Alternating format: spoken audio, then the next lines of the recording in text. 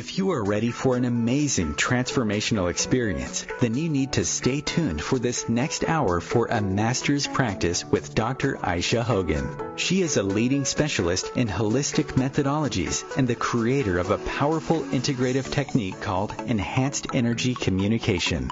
A master, clinical and metaphysical hypnotherapist, a well-respected author, a master of the mind, and highly sought international speaker. Get ready for a major breakthrough. And now, your soul guru, holistic transformational specialist, and host of a master's practice, Dr. Aisha Hogan. Hi, everyone. I'm Dr. Aisha Hogan. And I want to welcome you right now to a master's practice. And I'm so glad that you're with me today.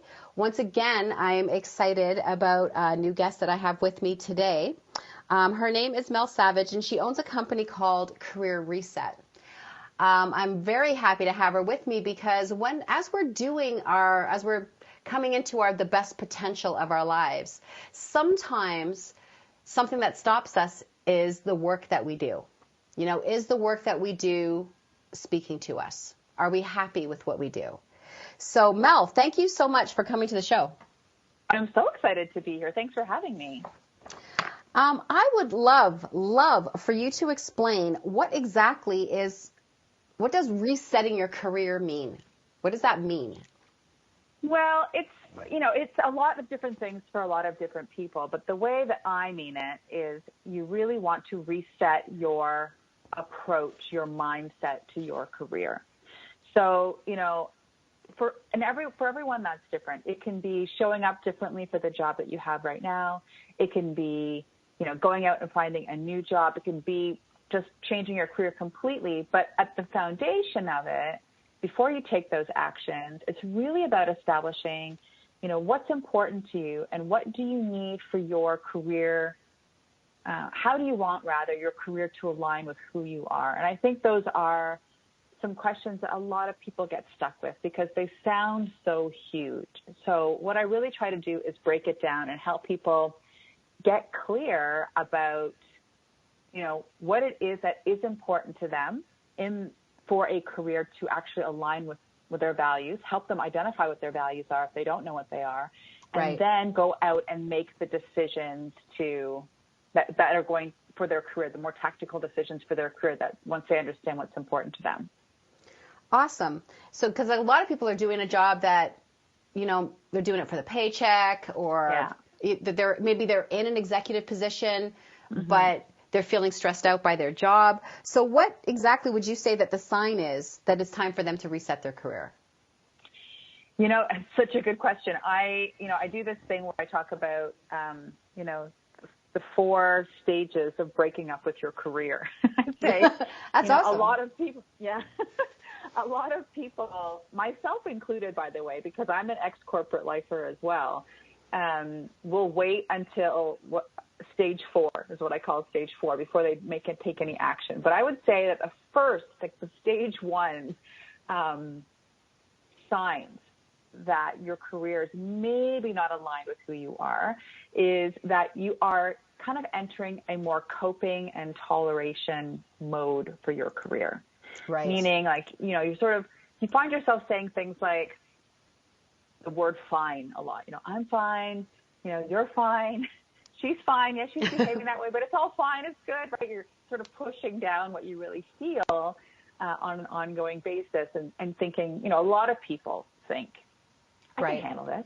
I'm an adult now, right? This is what adults do. We put our big girl pants on. We go to work. It's not supposed to be perfect. We're supposed to just put up with it, right? A lot of people, especially people who, I wouldn't say especially, but even people who are, I would say, taking a more enlightened path, like really trying to think through like how they're showing up and what they're doing on a day-to-day basis, do that in their lives, right? But they sort of have this Chinese wall between their lives and their career, right? Like their career is a separate thing where it's okay to be miserable a little bit, and because it's paying for the happiness in the rest of your life, right? Where you kind of go, I don't work to live, I don't live to work, I work to live, right? Right.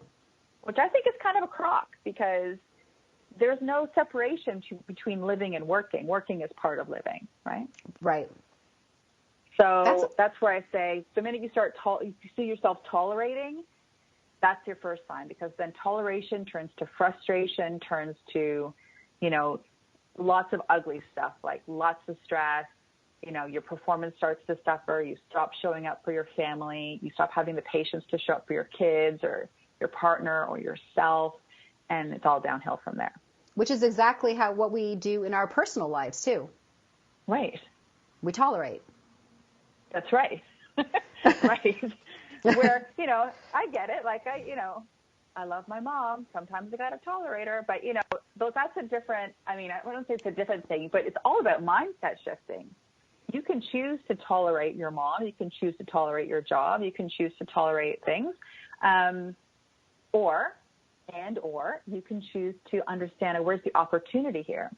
What you really need to suss out for yourself, and this is where, a coach or a mentor or someone to help you think objectively is great, is, is this a mindset thing? Do I need to shift the way I'm looking at this opportunity or this person or this boss or this peer or this report, right? Or do I need to find a job that's better aligned with who I am?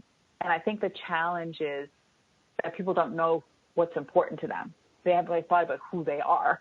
So they have a challenge figuring out if the job is for them or not. And that's really I always say, like, what I do is kind of a mashup between life coaching and career management and bringing those two things together. Oh, yeah, for sure. Absolutely. And I guess there's probably, and maybe it's in one of the other three that you're going to mention now, but fear of making that choice. Yes, absolutely. I think fear of failure in general in people's lives is something everyone struggles with, whether it's fear that this recipe I'm working on is going to not be yummy, or, fear of starting a new, maybe a health regimen, and if you don't finish it.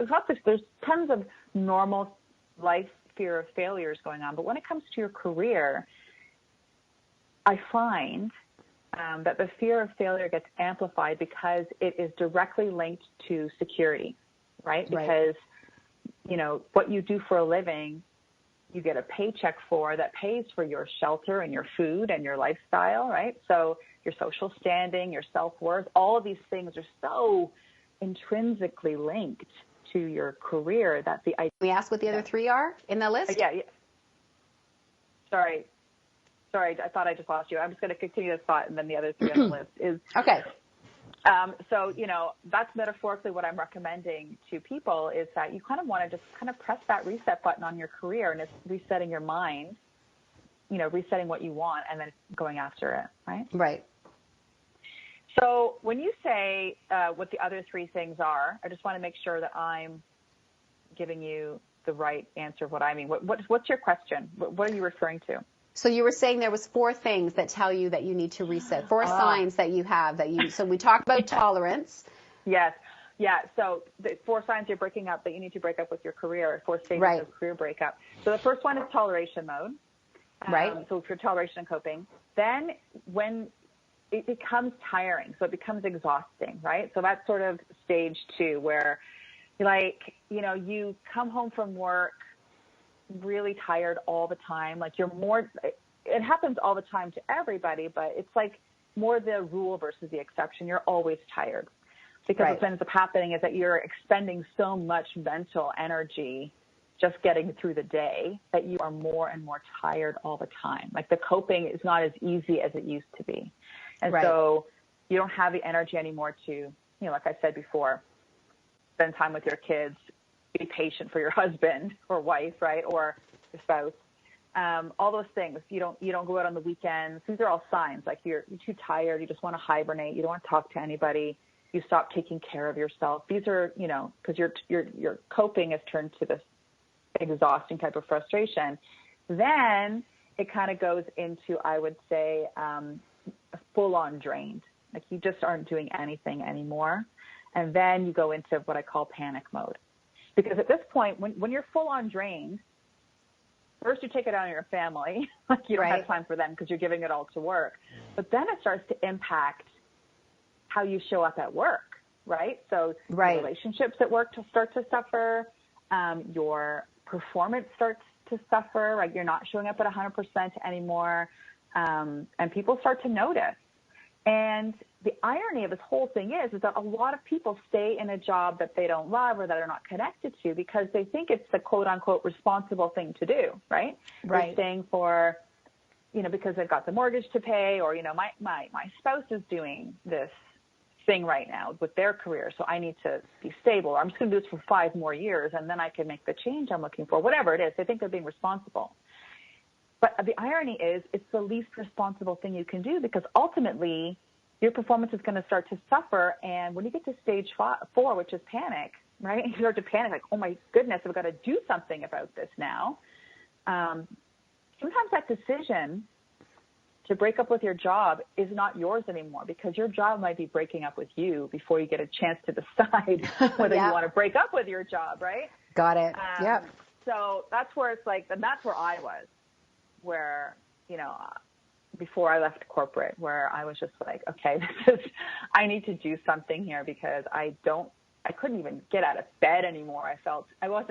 I wouldn't say that I was diagnosed depressed, but I certainly, in hindsight, looking back on it, was definitely depressed, and it was affecting everything in my life, including my health, right? Yeah. Yep. So now when you left the corporate world and you started this new wonderful venture of the career reset, I guess the next question would be, now when a person gets that panic mode and they've made a decision, because at this point you have to make a decision, hopefully, how do they decide, like, how did you know, what steps did you take to say, this is what I want to do now? Right. Good question. So first thing is, if you can, don't wait till you're in panic mode. It is, unfortunately, as human beings, we just unless it's a crisis, we don't give things attention, right? But ideally, I would look at it like, the minute you start to sense that things aren't going right for you, start to do some investigation into it. Like, don't wait until you got to go up a dress size. Just wait. If you can't do up your jeans, then, start going on a diet, right? Right, that sort of thing. So that would be the first thing I would say. Now, once you've decided, okay, I need to do something about this, but the question I often get is, I want to make a change, but I don't know what I want to do. I don't want to make things worse. And the reason people feel that way is because they don't really know what they want. So they're kind of making decisions blind.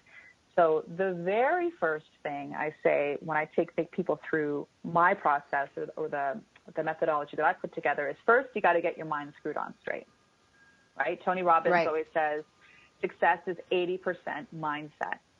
Right. You really need to take the time to sort of say, okay, I need to think about where I am right now. Because quite often when you're in this situation, you're not operating as your best version of yourself. Right. You are tired or whatever. And then you want to the goal I try to take people through is help them reconnect with that best version of themselves and their mindset. Then once they've reconnected, which you kind of, there's a lot of things we talk about, what you believe about yourself, what you think about failure, how what you think and what drives what you feel drives, your results, go through the whole positive psychology mentality around it. Just kind of getting them to open their minds, right? And that's not something that you can start and finish. It's just something that I want them to start doing, right? Start to get into the habit of doing, because it's something it's as you know, your mindset is something that's a practice for the whole of your life. It's not something that you can check off your to-do list. Right? No. We're always constantly growing. Absolutely. And yes. Right. But it's just sort of opening up that process for them to reconnect with their best self. Then from there, what we work on is knowing what they want. And knowing what they want is first reconnecting with there's strengths, there's values, and there's really identifying what I call their want-to job. So the want-to job versus the have-to job, right? What their want-to job looks like. So, strengths is a little bit different. There's a gentleman named Marcus Buckingham, and he has a great attitude, a great philosophy around strengths that I really subscribe to. And it's that your strengths are not what you're good at. Your strengths are what makes you feel strong. Nice. Whether you're good at them or not. Right. So when you're doing them, you lose time. You are, you're so into it. You have more energy after you've done it than when you started doing it. Like it's those things that you just like look forward to doing on your to-do list, right? Would you call it? Things. Would that be something that you would call your passion? Well, when it comes to your career, I think passion's overrated, to be honest, because that really trips people up. They think passion is this like thing, this massive thing on a pedestal that if it's not clear to them, then they don't have one. But so, it could be called a passion as long as you take away this aura of a passion is like this huge, massive thing. Right. It's like, it's just something that makes you feel strong. It makes you feel good when you're doing it, right? And on the flip side of that, your weaknesses are not necessarily things that you're not skilled at. Your weaknesses are things that make you feel weak or that suck your energy. And I always use this example. Like I was, a really great math student when I was young. I was always in like the, accelerated mathematics programs. And, my mother wanted me to be a chartered accountant. And I was almost going to go there. But you know what? Math, as much as I was good at it, I was skilled at it, I hated doing it. It made me feel weak. Like it sucked my energy. I'd be like, ugh. And I can rock a spreadsheet like nobody's business, but I do not love it at all. Okay. So, that's a weakness. It's not a strength. So that's sort of the mindset shift. So what I do with people is rather than, because that's where a lot of people get caught up, I don't know what my passion is. Don't worry about your passion. Focus on the areas that make you feel strong. And, that's the very first thing we do. Then let me stop you on the then for a second. Hold on to that for a second, because I do believe we have to go to a break. Okay. So let's go to our break. I want to thank you for coming to a master's practice so far. We've got more for you. Stay tuned. Every Monday at 2 p.m. Eastern Standard and 11 Pacific Standard. Be here. Now stay tuned. We've got more yummy stuff for you.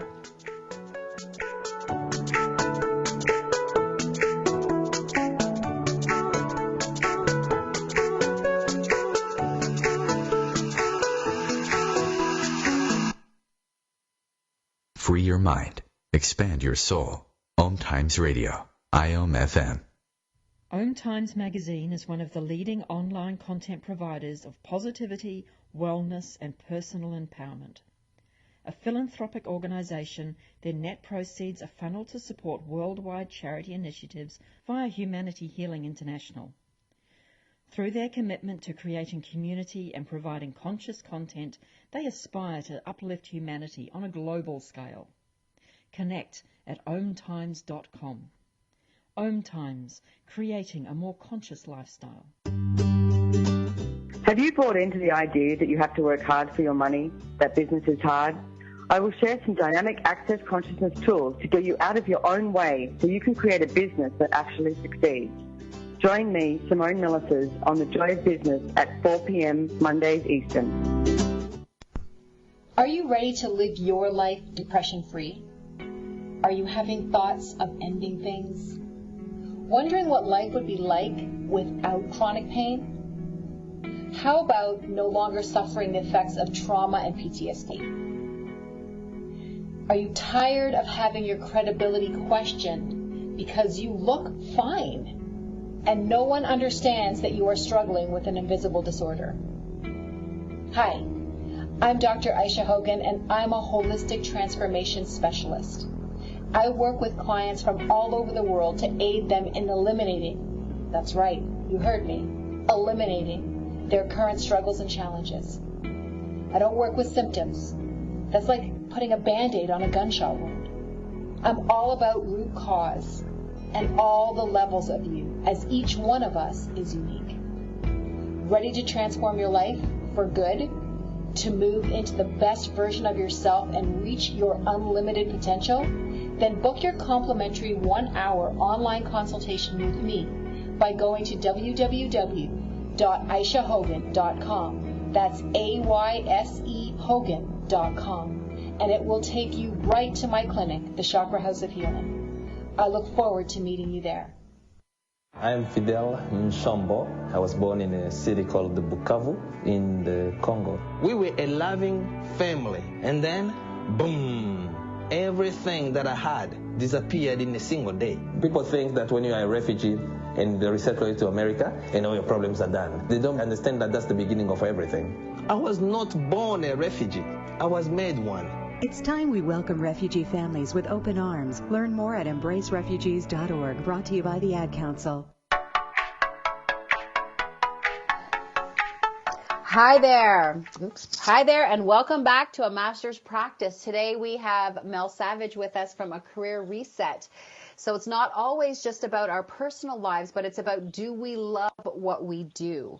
So when we went to break, Mel, you were talking about strengths and weaknesses.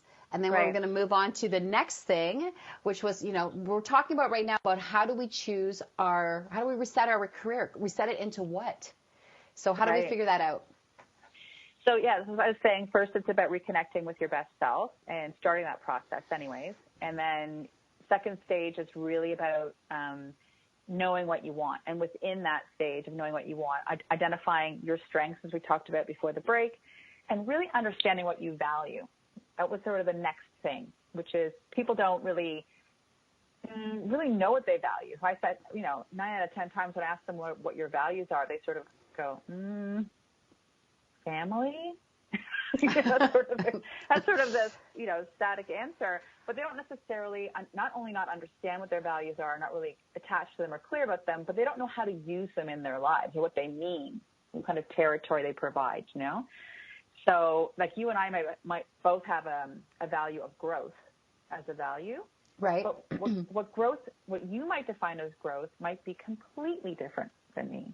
Right. How how you use growth to provide guideposts in how you live your life might be completely different to me. So really getting clear on that. So defining what your values are and getting clear on that. And then I take people through what I call this want to career analysis, which, a lot of people, when they think about, a career, the perfect career for them, they think about the role, what is the job? And to a certain extent, I understand that because, you need to, not the role is what you do every day, and it's also what you need to prove you can do when you're looking for a job. Right. But at the end of the day, that's not all it is, right? There's a lot of other factors associated with, what it takes to love your job, your dream job, let's call it, right? So it's all about the role, but it's also about the people, the location of the job, like how far do you have to commute to this job, how much do you travel, all that kind of stuff, right? Right. The environment, so it's about, I'm talking about the physical environment, right? That affects us as well. Environmental stress is a big thing. Like, what do you have to wear to work? What kind of office environment is it? Or is it communal? Do you have your own space? Is there light? Are you in a basement? Like, all these kinds of things play a role, seriously, in how you. No, it's true. And what's important to you. Like, as entrepreneurs, and you and I well know this, it's a very solitary existence. You really have to, especially when you're starting a small business at the beginning, you don't have people around you all the time. But if you're someone who needs people around you all the time, that can be really tough. And that can cause some stress. You need to think about the environment. The lifestyle it provides you is a big part of the job. Meaning, how much time, it's not just about money either. It's about, your lifestyle, where you live, how you live, how much time you get to spend at home versus work, how you manage that, all of those things. The culture of the work environment you are in, obviously the compensation structure, which I think in the United States too is a big deal because, I know I'm Canadian, but, health benefits are a big deal in the U.S., not to mention the pay and all the other benefits or long and short-term incentives. You want to think about that. And then the alignment. How does this job really align overall with who you are and what you want for your life? So there's so many things to consider. And I call them the 8 cornerstone categories for career happiness. And you really need to define within those categories, what do you want? What's your ideal state? you know? Right. So if it's for people, what kind of people do you want to work with? What kind of boss is ideal for you? Peers, reports, kind of leader you want to be, all those kinds of things. And you might not get all those things. I always talk about it like going to buy a house. You know, you have this list of things you want when you go buy a house. That's more than just about the house. Right. You know, it's, yes, you want a house that has this many bedrooms or this many bathrooms or whatever, but it's also about the location of the house and the school district and your neighbors and, you know, long-term appreciation potential, all these kinds of things that you think about when you buy a house. It's the same with a job, and there's always going to be trade-offs. You're not going to get everything on your list. You're not going to tick all the boxes. But which boxes are the most important to you? And you can't make that decision until you really understand who you are. And that's where the values and the strengths and that piece of it kick in. So once you know who you are, then you can go on to putting a plan together. That's awesome. You almost probably want to think about it like a traffic light, right? So your red light is going to be all of your deal breakers, things that you absolutely do not want in this job. And then your green light is going to be all of the things that you absolutely want, like the things that you just listed. And then the amber is going to be your trade-offs, right? Like what is okay to trade off as long as that you have enough of the green? That's right, exactly. But you have to make those decisions, right? And a lot of people don't take the time to do this kind of work, right? They just sort of drift from one job to another. I call it the fingers crossed mentality, right? So it's sort of like, you know, fingers crossed, if I work hard every day and I put my head down, my boss is going to take care of me. Or fingers crossed, you know, this job I'm applying for is going to be good for me. But they don't even know what's good for them. They don't really even know what they want. Do you think that has a little bit to do with, and I don't know if you would, in your, sorry about that. I'm just getting over a cold, everyone. Self-doubt and self-esteem. Oh, yeah. I mean, self-esteem, it impacts everything, right? And certainly your career as well. I think it's just scary. Like this kind of stuff, digging into this kind of stuff, like what you value and what makes an ideal want-to career for you is stuff that can sometimes feel people are intimidated to answer these questions because they think it's going to be digging into some scary stuff or whatever, but it's not. Like it's like with anything. I was watching CNN yesterday, which is not good for the soul. I'll give you that. But not these days anyways. But this gentleman was talking about a book, and he said something great that I think applies to everything. And we all know this, but, you know, change, he was talking about political change. He was talking about, you know, creating change in the political environment in the United States. But he said that change starts at the bottom, starts from the ground up, not the top down, right? And his point was that if the people of the United States want to create change, they will speak. And if they speak, then the politicians will, you know, adjust their focus. And I think that's true of anything, right? If you want to create change, you need to start from the ground up. Yeah. And that's going to create clarity. And you don't have to take big steps. I always say to people, I have a formula, because I'm a math student, as we covered. The formula for momentum is small steps plus consistency multiplied by wins.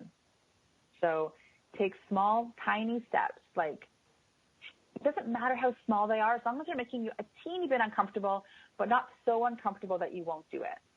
Okay, so if you are going to start a new eating regimen, let's say, right. You don't have to start it all tomorrow. You could just start with drinking another glass of water every day.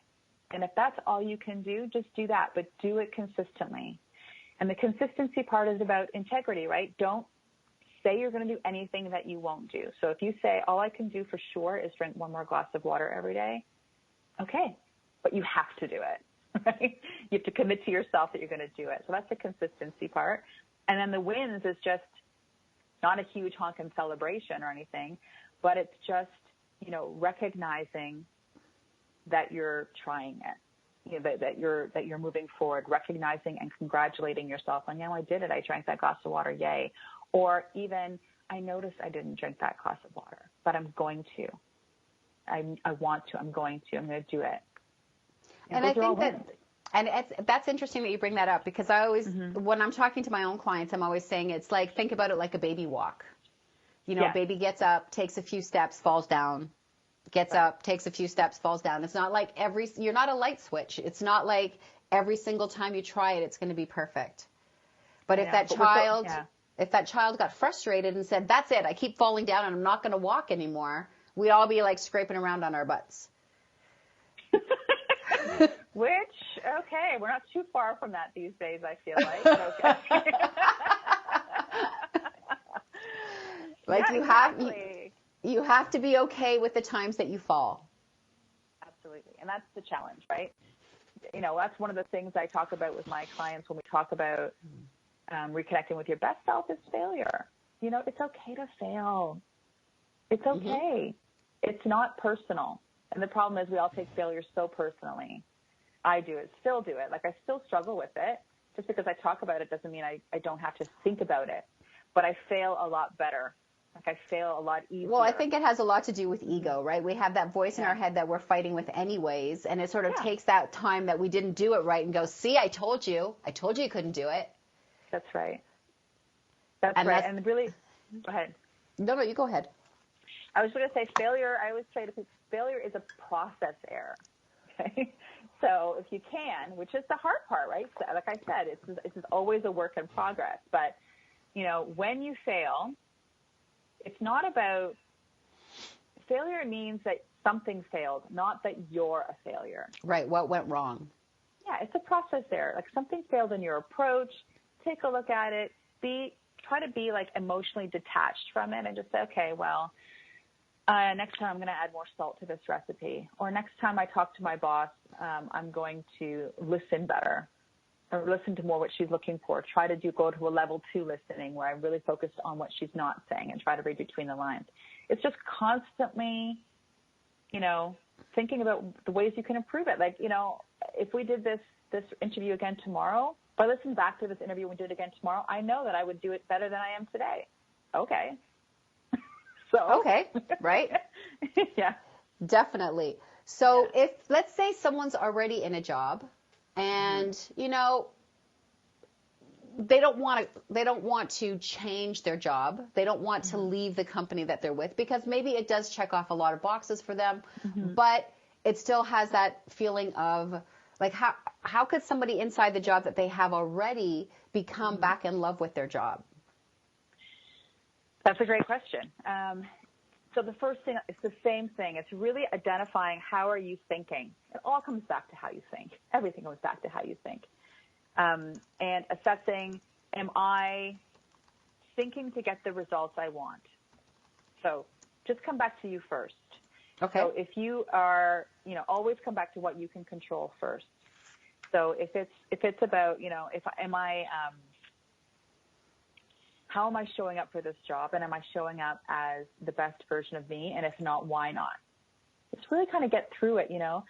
Every time you see your boss, a boss that maybe you're not getting along with, for instance, who's making your job difficult, you know, one of the number one reason, not one of the number one reason that people leave their job is because of a manager, a bad manager, quote unquote bad manager, right? And it's because there's a lot of bad managers out there because companies don't train people to be good leaders. It's something that you do through trial and error over time. And, you know, so you're bound to run into a quote unquote bad manager. Right. But so how are you thinking about that bad manager? Every time you see that person's name, are you thinking, ugh, I don't want to talk to that person?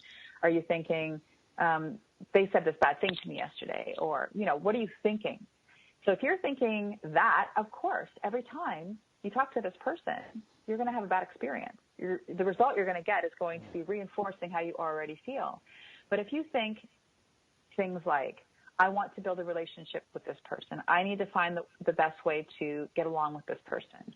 I know that I can conquer this. Everything is fixable. Like, finding these kinds of things to think about is going to create much different results for you and much different, you know, feelings, much different results for you than if you were thinking the other way. And so I always say to people, let's first explore how you're thinking and showing up. What kind of results are you getting and why are you getting them based on what you're thinking? Right. Then we need to explore, same thing, what do you want? What are your values? What are you looking for? What are your strengths in terms of what makes you feel strong? And explore what parts of your job, your current job, are giving you that and not giving you that.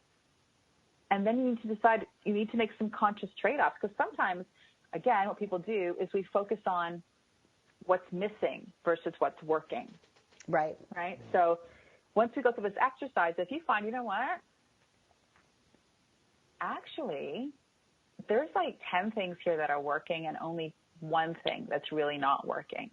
And this one thing that's not working, I'm like fixating all my energy on that. I'm going to stop fixating my energy on that. That could be a way forward, right. Just kind of refocusing your energy. Or if this one thing that's not working is like massive, then maybe you can dig into figuring out how you can make it work. Can you delegate certain jobs? Can you take things off your plate? Can you make a lateral shift so that you don't have to work with a certain person, after trying to figure out how to work with that person, obviously. But, it's like anything else. You got to peel back that onion, find out where the problem is, and then go to work at it. Excellent. Yep, absolutely. So we were going to take another break now on a master's practice. Please stay tuned. We've got some tips and strategies and some more wonderful information for you coming up. Be back with you very soon.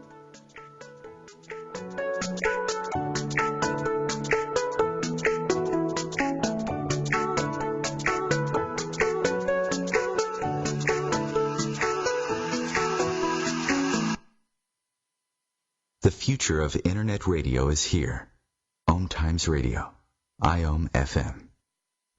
Ascending Hearts is no ordinary dating site, but a spiritual dating site with a purpose, to link you with your soulmate. We engineer the serendipity so you can trust that you will attune with someone that has the same matching vibration as you. Ascending Hearts, the conscious dating site for the spiritually aware. Try Ascending Hearts for free. AscendingHearts.com. Tune in to The Practical Intuitive, Mind, Body, Spirit for the Real World with me, host Robin Fritz, Mondays at 2 p.m. Pacific, 5 Eastern. I'll cover personal and business intuition, animal communication, mediumship, space clearing, past life regression, shamanic insights, energy healing, soul choice, and more, all to help you tap your own intuitive and healing skills. No ifs, ands, or buts.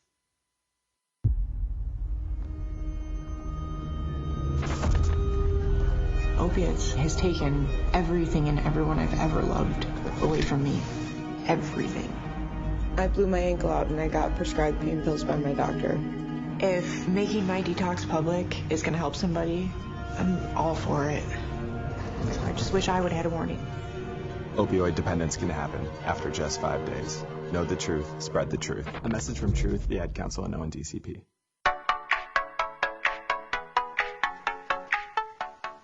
Hi there, and welcome back to a master's practice. Please join us every Monday at 2 p.m. Eastern Standard Time or 11 a.m. Pacific Standard Time. Today we're here with Mel Savage from the Career Reset. So as many of you know, many times when we're my guests, we're talking a lot about personal growth. Well, part of our personal growth is also our work. Part of our personal growth is, are we doing the thing that brings us joy every single day when we go to work? So that's why I brought in Mel today. And Mel, you also have among having a new podcast, which is awesome. I'd love to hear about that. But you also have a sort of is it a one-stop? There's a free course. Yes, I have a few courses.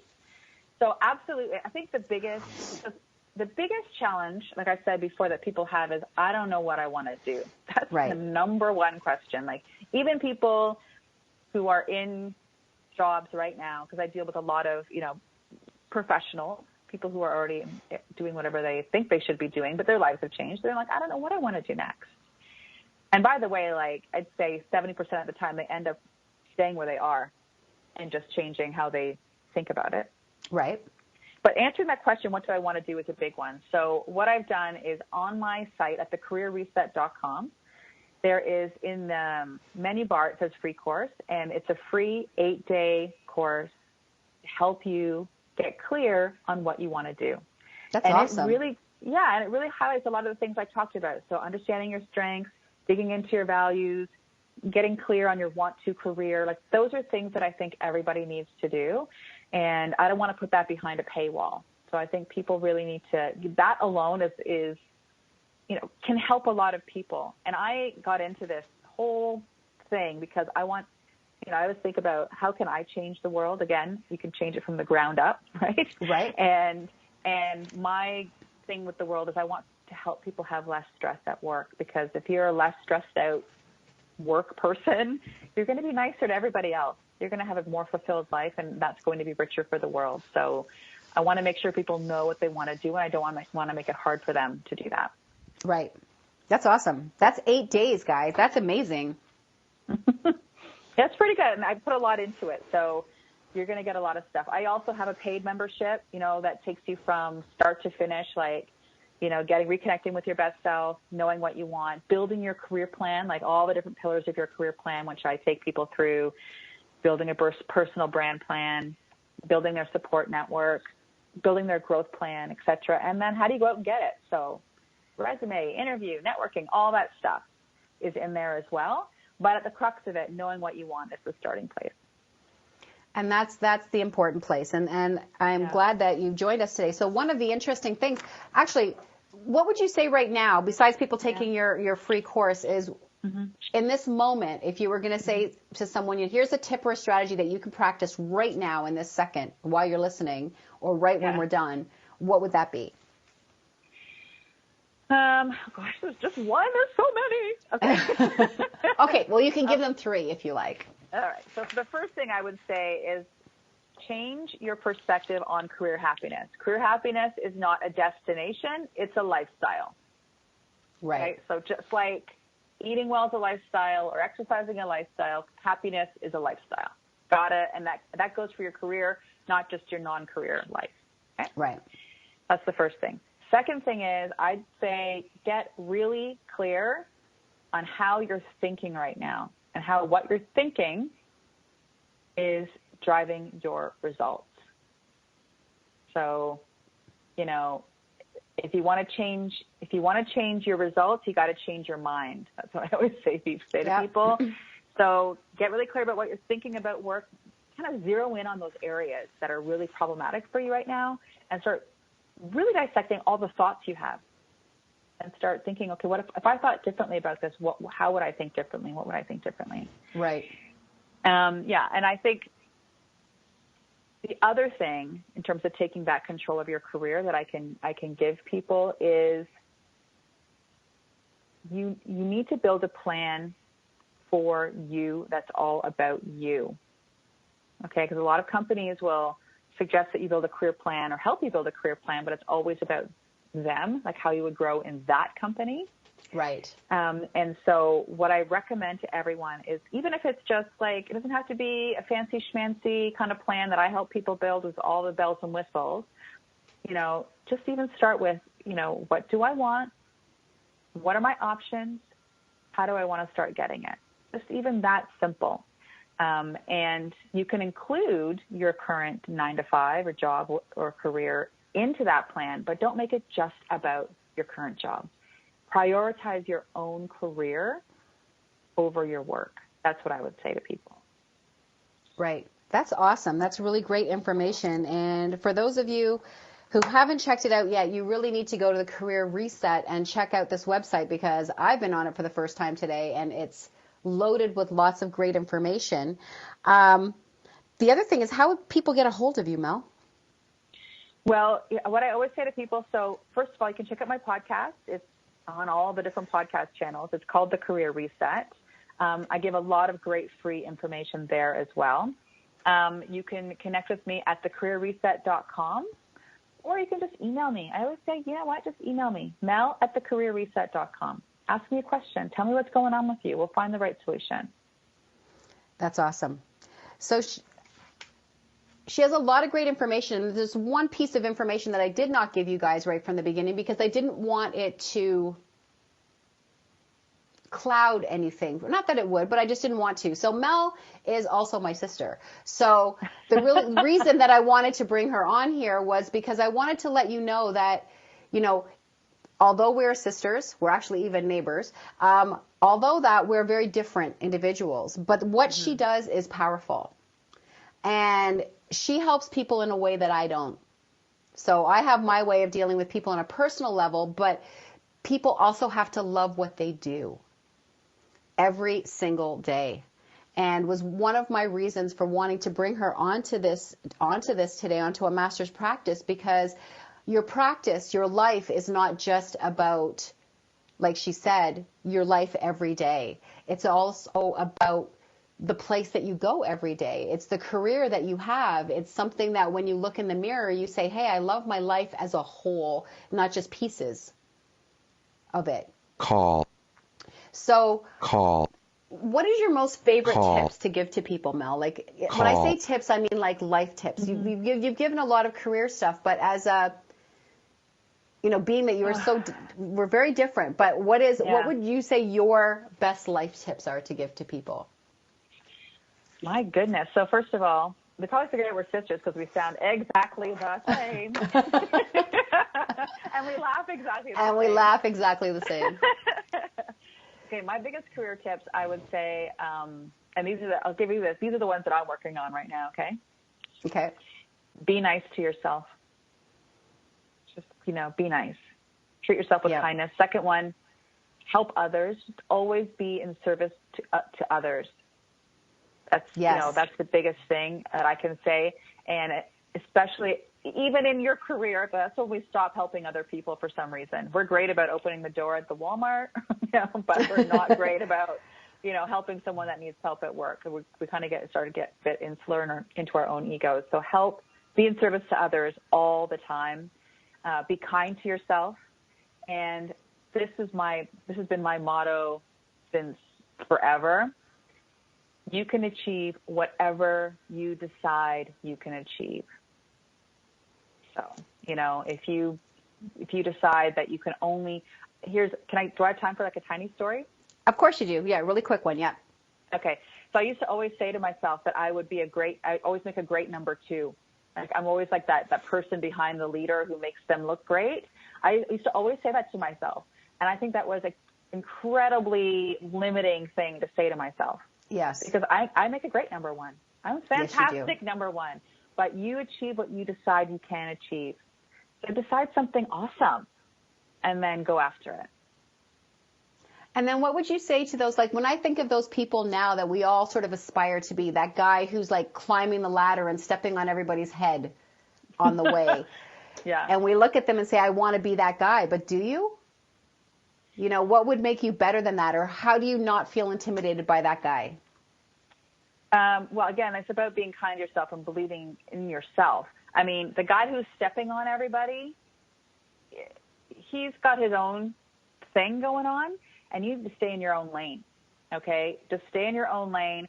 I'm not saying put your head down and do your work because that doesn't work either. You need to network. You need to be out there. You need to be doing it, but you need to be doing it your way.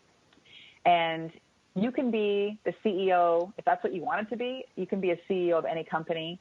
You can even have one of your core values be money and wealth. That's okay too. Okay. No problem. If it's true to you, be true to you. But you have to live your truth. That's all I would say to you is don't worry about the guy stepping on people. Live your truth, be yourself, and go for it. And don't limit yourself. I think a lot of people do that too, right? They're like, I could never be that guy. Right. Absolutely. And you can be whatever guy you want to be. You can be whatever gal you want to be. Yeah. Right. That's, do whatever you want to do. Don't limit yourself. There's this other thing. I used to be the chairman of a women's leadership network at a company I used to work for. Chairperson, sorry, not a chairman. And one of the big things that women don't do is they don't sit at the table. Actually, this comes from what's her name? Sheryl Sandberg, who wrote Lean In. One of the things she says in her book is sit at the table. So meaning we'd sit at the boardroom table all the time, and the women would sit at the side if there wasn't enough seats, and the men would sit at the table. Get your butt to that table, girl. It's true. I've walked it. I was on. I'm like politically illiterate, as you know, and I was part of in the corporate world once upon a time too. Before I decided to do what I'm doing, and that was a huge career reset for me, like massive. But I had to be a part of a board, and I remember being part of that board, going, I can't be here because everybody's saying what everybody else wants to hear, and I'm so not that person. You know, I say, because I speak on behalf of the people and not on behalf of the company. And it was something that I had to realize about myself and excuse myself from that board, because it wasn't a board that I could sit on, because they were so worried about the company and didn't care how it would affect the people. Right. And I guess it's also realizing who you are. That was certainly a skill set that I needed to adapt. You know, we had the same dad who would just say whatever the heck was on his mind, didn't matter what the audience felt about it, right? Right.